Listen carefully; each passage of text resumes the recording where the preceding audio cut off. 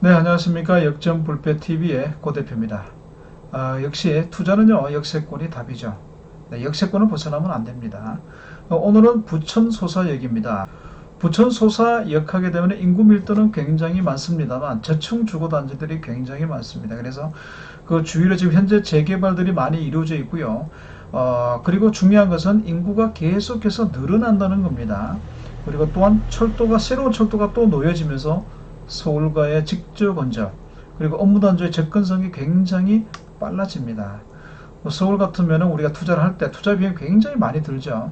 그런데 수도권 같은 경우에는 조금 적게 들어가면서 적은 수익률이 나지만 소사역 같은 경우에는요, 지금 오늘 전해드리는 복합상가 같은 경우에는 굉장히 수익률이 좋습니다. 그런 부분들을 관심 있게 보신다면요, 투자가 굉장히 재밌으시겠죠.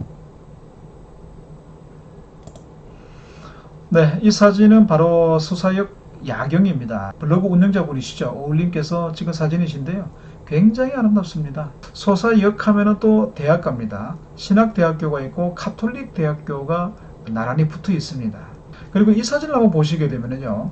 저기 멀리 보이는 부분이 있죠. 멀리 보이는 부분이 바로 일기 신도시. 어디죠? 부천 중동입니다. 근데 이쪽은 어딥니까? 바로 소사동이죠. 원미동. 구도심 지역이죠. 신도시 구도심인데 굉장히 높죠. 여기가 중동의 리센시아 아파트입니다. 66층짜리입니다. 그런데 이쪽 저층 주거단지 부분과 신도시 라인 부분과 우리가 비교를 해본다. 현재 가치는 어때요? 아파트 높이만큼 벌어져 버렸죠. 그런데 우리가 이제 투자를 하려고 합니다. 그러면 이미 가치가 올라가 있는 신도시에다 투자를 해야 될까요? 아니면 지금 개발을 앞두고 있는 구도심에다 투자를 해야 될까요? 구도심에다가 우리는 투자를 해야 됩니다. 그래서 소사역을 중점적으로 살펴봐야 되는 부분이기도 하죠. 그래서 지금 현재 소사역에 우리가 주목해야 될 부분은요, 바로 철도 라인입니다. 대곡 소사선이 2023년도에 개통이 되기 때문에 대곡 소사선이 주는 가치는 굉장히 셉니다. 그래서 그의 출발점은 소사역이기 때문에 우리가 투자는 어디에 해야 되냐면 소사역 쪽으로 투자하는 게 맞다는 얘기겠죠. 조금 뒤에 자세하게 한번 살펴보겠습니다. 오늘 여러분들과 함께할 투자 물건은요, 이 소사역 초역세권에 들어서게 될 바로 49층짜리입니다. 규모만 하더라도 엄청난데요. 바로 이 건물입니다. 49층짜리입니다. 굉장히 높죠. 이 건물은 그냥 일반 용도 지역에서는 나올 수가 없는 층수입니다.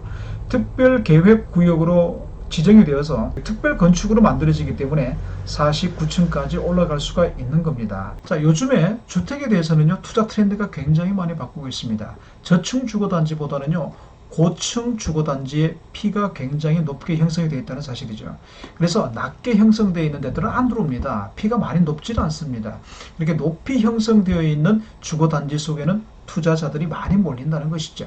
그런데 여기 들어오는 세대수만 하더라도 629세대나 됩니다. 지하 6층부터 지상 49층짜리에 629세대가 들어오기 때문에 고정 수요만 하더라도 충분히 돌아갈 수 있는 그런 복합 상가몰이죠. 자, 대지 면적이 몇 평이냐라고 보시면요, 4294평입니다.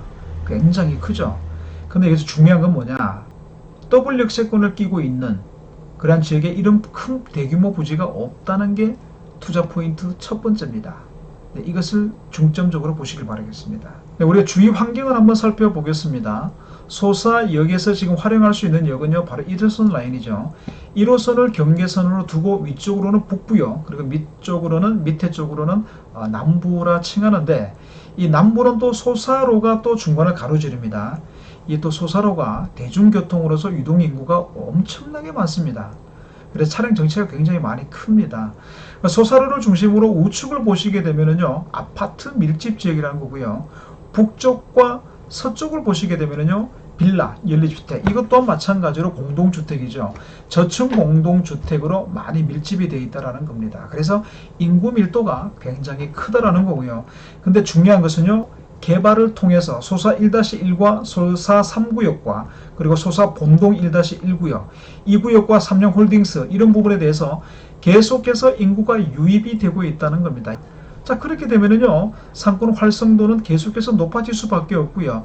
소사역의 현재 인구 밀도를 따지고 들어오는 인구 밀도까지 합친다면은 상권에서 일어나는 활성도는 최상급이다라고 보시면 됩니다. 네, 두 번째로 우리가 보셔야 될 부분은 바로 국가 철도입니다. 이 철도 부분에 대해서 돈의 흐름이 왔다 갔다 하겠죠. 그래서 소사역에서 중점적으로 보셔야 될 부분은 뭐냐? 바로 대곡 소사선입니다. 이 대곡 소사선은요, 서해 연장선인데 이것이 개통이 된다면요, 지금 현재 서해선을 가지고는 유동 객수가 많이 없습니다만 대곡 소사선이 연결이 된다면요, 완전히 달라집니다. 왜 달라질까요? 서울과의 접근성, 그리고 업무 단지와의 접근성이 거의 2분의 1로 단축이 되기 때문에 이쪽으로 들어올 수 있는 직장인들이 더욱더 늘어난다는 얘기겠죠. 그러면 투자 가치가 더욱더 올라가겠죠. 자, 부천종합운동장은 소사역에서 한 정거장입니다. 7호선을 바로 이용할 수가 있는 겁니다. 7호선은 가산 지벨리를 통해서 그리고 강남으로 바로 들어가는 다이렉트 라인입니다. 그리고 GTX B노선이죠. 송도에서 여의도를 거쳐서 마석까지 들어가는 정말 수도권 광역 급행철도까지 이용을 할 수가 있다는 겁니다.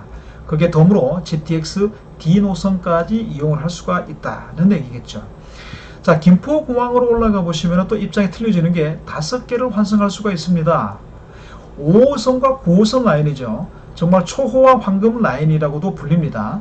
서울의 직접적인 대규모 업무단지를 바로 연결되는 라인들이죠. 5호선과 9호선, 마곡과 여의도, 강남 그리고 서울 도심을 한 번의 환승으로 갈 수가 있다라고 하는 최고의 장점이 있는 거죠. 그리고 또 공항철도를 이용할 수가 있고요. 그리고 김포 골드라인과 연결되어 있고요. 김포 1호선과 연결이 되어 있다. 그래서 5개 라인을 한꺼번에 활용할 수 있는 곳이 바로 김포공항입니다. 소사역에서 세 번째 정거장에 위치하고 있기 때문에 순식간에 가겠죠. 네, 그 다음 대곡역입니다. 대곡역을 가시게 되면요, 일산 바로 밑에죠. 네, 3호선을 이용할 수가 있고요. GTX A 노선을 또 이용할 수가 있습니다. 이 GTX A 노선은 파주 운정에서 동탄 판교밸리까지 이동하는데 걸리는 시간은 20분밖에 안 걸립니다. 굉장하겠죠. 나들이 여행을 또 좋아하시는 분들이 이용할 수 있는 좋은 선이 바로 경의중앙선입니다. 위쪽으로는 임진강이고요. 그리고 동쪽으로는 양평, 아주 공기 좋고 산 좋고 물 좋은 양평을 순식간에 갈 수가 있고요. 또 막걸리 유명한 또 지평입니다. 지평까지도 순식간에 이용을 할 수가 있는 겁니다. 굳이 자차를 이용 안 하시더라도요, 전철을 통해서 한 번의 환승으로 서울 업무단지까지 연결이 손쉽게 되고요. 그리고 경기도까지 나들이를 또 할 수 있다는 그런 최고의 장점이 있기 때문에 그의 출발점은 바로 소사역이다라고 보시면 됩니다. 그래서 부천에서 투자처로 가장 1순위로 꼽는 이유가 바로 여기에 있다는 겁니다.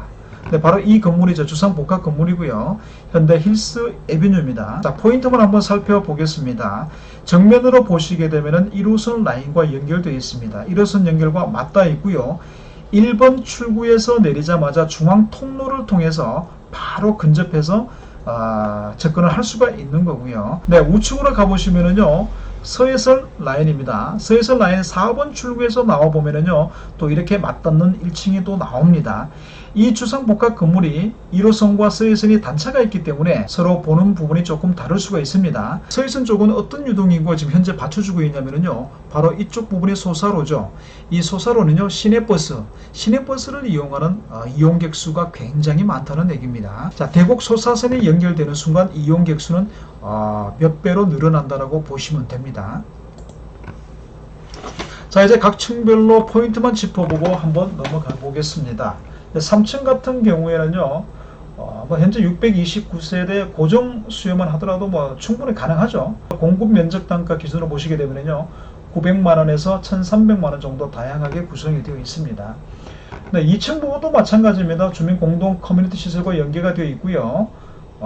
평당가는 1000만원에서 1300 정도로 다양하게 분포가 되어 있다는 사실이고요. 이 대규모 복합 상가 건물이 좋은 점이 뭐냐면요, 임대를 놨을 때 대기업들의 대형 브랜드죠, 인지도가 높은 브랜드밖에 들어올 수가 없습니다. 그래서 외부 인원들이 유입할 수 있는 그런 동력이 굉장히 크다는 것이죠. 자, 1층을 한번 내려가 보겠습니다. 투자 대비 수익률이 가장 큰 쪽이 바로 1층이죠. 가격은 좀 비쌉니다. 평당 2천만원에서부터 평당 4천만원 정도까지 다양히 구성이 되어 있는데, 우리가 1번 출구로 나와보게 되면요, 중앙 통로가 있다고 말씀드렸죠. 중앙 통로는 입주민만 사용하는 게 아니라 모든 분들이 사용할 수 있는 통로다라고 보시면 됩니다. 그리고 중앙광장을 통해서 이루어지기 때문에 여기에 걸쳐 있는 이 부분의 점포 한번 전략적으로 공략해 볼 만한 상가고요. 지하 1층으로 가보겠습니다. 이 지하 1층은 말이 지하 1층이지 서해선 4번 출구에서 나와보면요 바로 또 1층입니다. 이 전체 1층에서는요 평당 가격이 1,300만원에서 한 2,000만원 정도 2,500 정도 형성이 되어 있는데, 여기에서 우리가 좀 중점적으로 바라봐야 될 부분들은 어디냐면요 110호와 116호까지입니다. 근데 이 부분은요 단차가 져있던 관계로 층고가 6.3m에서 7.7m까지 다양하게 구성이 되어 있습니다. 우리가 이 부분들을 공략하는 이유가 뭡니까? 임대를 놓았을 때 수익률이 1.5배 더 늘어난다는 것이죠. 복층으로 들을 수 있기 때문에 굉장히 유리한 측면이 많다는 겁니다. 자, 이런 부분을 통해서 관심을 가져보신다면요, 짧게 단타를 통해서도 수익률을 극대화할 수가 있다는 겁니다. 네, 여러분 어떻습니까? 돈이 좀 될 것 같습니까? 굉장히 좋은 위치입니다. 일단 첫 번째로 대규모다라는 사실이고요. 상권에 이동할 수가 없다라는 겁니다.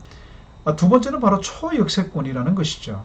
굉장히 큰 메리트가 있고요. 세 번째는 대곡 소사선 개통을 통해서 소사역이 다시 한 번 더 재조명될 수 있는 그런 위치에 놓여 있다는 겁니다. 네 번째로는 인구 증가입니다. 계속해서 인구가 감소하는 게 아니라 개발을 통해서 좋은 환경을 통해서 계속해서 인구가 늘어나기 때문에 그야말로 상권 활성도는 최고점에 이르러 있다라고 말씀을 드릴 수가 있습니다, 여러분. 네, 여러분 투자라고 하는 것은 뭐 평생 투자를 하셔야 되겠죠. 근데 부자는요, 지갑에 돈이 있는 것을 싫어합니다. 근데 가난한 사람은 어떻죠? 돈이 항상 없는 것을 걱정을 하죠. 조금이라도 있는 돈은요, 지갑에 널리지 마시고요. 투자를 통해서 여러분들이 부자가 되길 바라겠습니다. 감사합니다.